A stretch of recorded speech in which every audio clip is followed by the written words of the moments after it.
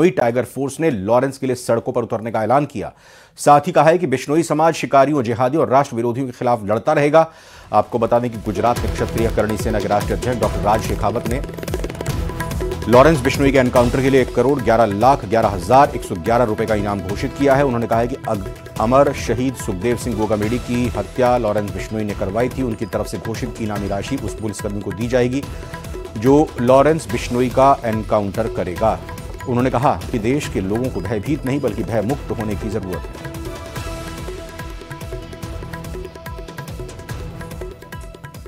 जो पुलिसकर्मी लॉरेंस बिश्नोई का एनकाउंटर करेगा उस पुलिसकर्मी को 1,11,11,111 रुपए का पुरस्कार करणी सेना द्वारा प्रदान किया जाएगा। 26 साल से कानूनी लड़ाई लड़ते हुए समाज आ रहा है और उसमें उन्होंने कोई बात करती उसको इतना मुद्दा बनाकर जिस तरीके की बात कर रही है ये बहुत गलत है। और इस तरीके से पुलिस कर्मियों को उकसाना, उनके ऊपर इनाम घोषित करना, ये तालिबानी फरमान की हम खिलाफत करते हैं। अगर कानूनी रूप से लॉरेंस का संरक्षण होना चाहिए और अगर नहीं हुआ बिश्नोई समाज सड़कों पर उतरेगा। एक एक बिश्नोई का बंदा लॉरेंस की जो है समर्थन मूत्र के उसकी जो है उसकी पैरवी करेगा और उसको आजाद करवाने की जो अपनी कानूनी भी लड़ाई लड़ेगा।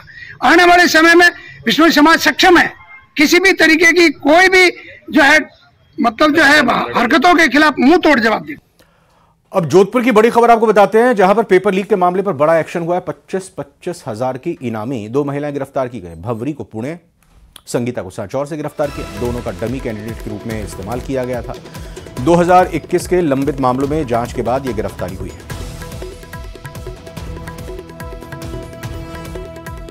एक बड़ी कामयाबी हासिल की है। करीब 50,000 के 2 इनामी संगीता एवं भौरी दोनों को अभी कल गिरफ्तार करने में सफलता मिली है। इसके लिए हम लोगों ने ऑपरेशन बेंच वार्मर्स चला रखा था।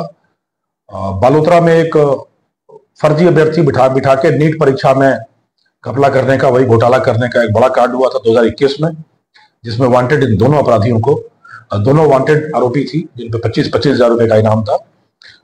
संगीता को सांचौर से भागते हुए जोधपुर की सीमा में, जोधपुर रेंज की सीमा में पकड़ा गया। और दूसरी भंवरी जो छुपकर पुणे में, महाराष्ट्र के पुणे में रह रही थी, वहां जाकर हमारी टीम ने उसको गिरफ्तार करने में सफलता हासिल की है और प्रोडक्शन वारंट पर उसको लेकर आ गए। टीम अभी भी रास्ते में ही है। तो ये दोनों बड़ी सफलताएं मिली हैं। जयपुर में आरएसएस के स्वयंसेवकों पर हमले के मामले में हमलावर नसीब पहलवान उर्फ नसीब चौधरी के ठिकानों पर रेड हुई है। पुलिस ने देर रात अलग अलग ठिकानों पर छापामारी की। पुलिस ने इन अलग अलग अखाड़ों से 15 लड़कों को डिटेन किया है। नसीब पहलवान द्वारा संचालित अखाड़ों में 15 युवक पकड़े गए हैं। पुलिस ने नसीब चौधरी से जुड़े लोगों के ठिकानों पर भी रेड डाली है। अखाड़ों में हरियाणा और अन्य जगहों के लड़के पहलवानी करते हैं। और आपको बता दें कि इस पूरे मामले में कहा यह जा रहा है कि झगड़े के बाद जिस तरह की स्थिति बनी थी, फिलहाल झगड़े की रात को इन्हीं अखाड़ों से कहा जा रहा है नसीब ने काफ़ी लड़के बुलाए थे, लेकिन पुलिस के पहले ही मौके पर पहुंचने से ये संदिग्ध भाग निकले थे। रजनी विहार के शिव मंदिर में स्वयंसेवकों पर हमला हुआ था।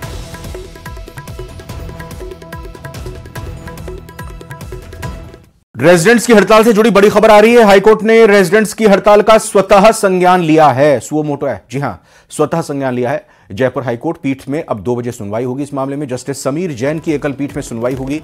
19 अक्टूबर की रात से रेजिडेंट्स हड़ताल पर चल रहे हैं। रेजिडेंट्स की हड़ताल से स्वास्थ्य व्यवस्थाओं पर असर पड़ा है।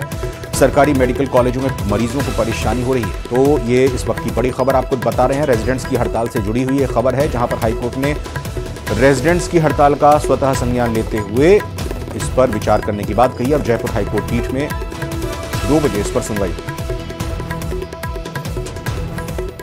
तो आज महत्वपूर्ण सुनवाई होनी है। अब से कुछ ही देर बाद 2 बजे ये जयपुर हाईकोर्ट पीठ में इस मामले में सुनवाई होगी। जस्टिस समीर जैन की एकल पीठ में इस मामले में सुनवाई होगी। 19 अक्टूबर की रात से आपको बता दें कि हड़ताल पर चल रहे हैं रेजिडेंट डॉक्टर्स, और रेजिडेंट्स की हड़ताल से स्वास्थ्य व्यवस्था चरमरा गई है। सरकारी मेडिकल कॉलेजों में मरीजों को परेशानी हो रही है। स्वतः संज्ञान अब कोर्ट की तरफ से लिया गया है। रेजिडेंट्स की इस हड़ताल के बाद हाईकोर्ट ने स्वतः संज्ञान लिया है। अब जयपुर हाईकोर्ट पीठ में 2 बजे सुनवाई।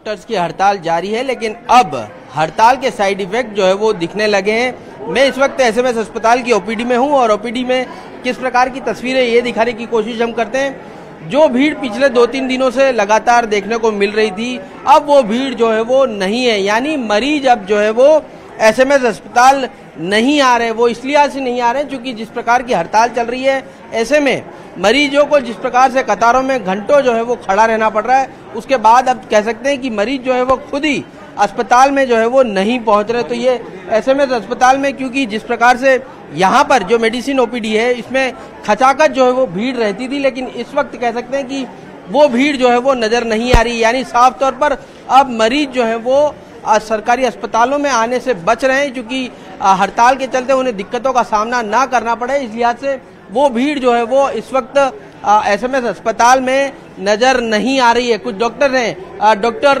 रामजी शर्मा है, उनसे बात करने की कोशिश करते हैं। सर, जिस प्रकार की भीड़ पिछले दिनों देखने को मिल रही थी, अब वो भीड़ नहीं आ रही। यानी कह सकते हैं कि डॉक्टर्स की, रेजिडेंट की जिस प्रकार की हड़ताल थी, उसके बाद मरीज जो है वो स्वतः ही जो है वो अब अस्पताल नहीं पहुंच रहा है। नहीं, ऐसा नहीं है। मरीज तो उसी, हाँ, कुछ फर्क पड़ा है संख्या में, पर सभी सीनियर डॉक्टर्स हमारे जो हैं, फैकल्टी और सभी ने काम संभाल रखा है और पूरी कोशिश करके किसी मरीज को। लेकिन आप लोगों ने तो मोर्चा संभाल रखा, लेकिन रेजिडेंट होने के चलते आप लोगों को काफी मदद मिलती है, वो अब मदद नहीं मिल रही।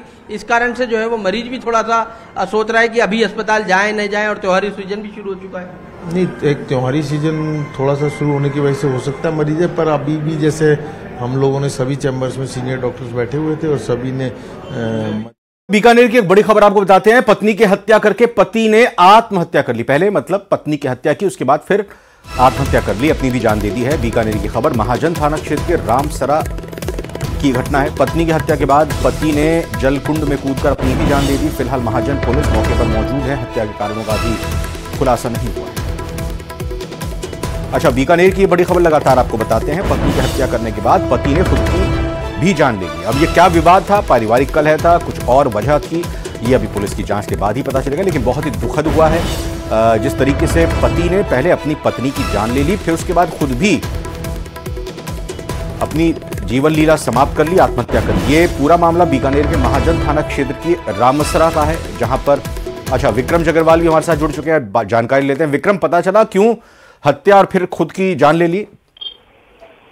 देखिए, अभी तक ये खुलासा नहीं हो पाया है। हालांकि जो महाजन थाना पुलिस है वो भी मौके पर पहुंच गई है और सीओ नरेंद्र पुनिया भी मौके के लिए निकल चुके हैं। वो भी अब थोड़ी देर में पहुंचने वाले हैं। क्या इस पूरी घटना को लेकर कारण रहे हैं, उसका भी तो पुलिस खुलासा नहीं कर पाई है। लेकिन जिस तरह की ये घटना हुई है, उससे को लेकर जो है क्षेत्र में काफी जो है हलचल मची हुई है, क्योंकि एक पत्नी की हत्या करने के बाद एक पति ने जो है खुद आत्महत्या की है। हालांकि इनके 3 बच्चे भी हैं, बच्चों को छोड़कर इन्होंने ये जो कदम उठाया है, तो क्या इसके कारण रहे हैं, इसका भी तो खुलासा, पुलिस मौके पर पहुंची है और थोड़ी देर में इसका खुलासा भी हो जाएगा।